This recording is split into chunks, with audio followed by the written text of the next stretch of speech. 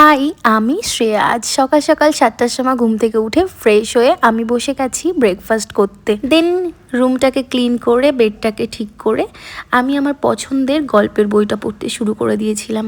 এতটা ইন্টারেস্টিং, হাফটা পড়া হয়েছে। দেন আমি পড়ে চললাম কিচেনে, গিয়ে ভাতটা বসিয়ে দিয়ে সবজিগুলো কেটে নিয়েছিলাম। আজকে খুবই সিম্পল একটা লাঞ্চ রেখেছি, বেশি কিছু হেভি করব না, কারণ আজকে মন মেজাজ কিছুই ভালো নেই। দেন আমি সব কিছু রান্নাবান্না করে চললাম স্নানে। যা গরম পড়েছিল আজকে, কিচ্ছু বলার নেই। ভালো করে একটু স্নান করে নিয়ে দেন আমি আমার লাঞ্চটা করে নিয়েছিলাম। আজকে ছিল বটবটি আলু ভাজা আর ঝিঙে পোস্ত। যাই হোক, তারপরে একটু বিকালের দিকে বেরিয়েছিলাম বাইরে।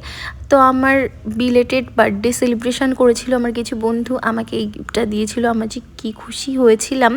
দেন ওখান থেকে ক্যাফেতে গেছিলাম, ওখান থেকে ফিরে একটা মুভি দেখতে শুরু করে দিয়েছিলাম, সাইয়ারা, যেটা আমার এখনও শেষ হয়নি। যাই হোক, আজ এটুকুই, পরের ভিডিও আবার দেখা হবে। So by everyone, take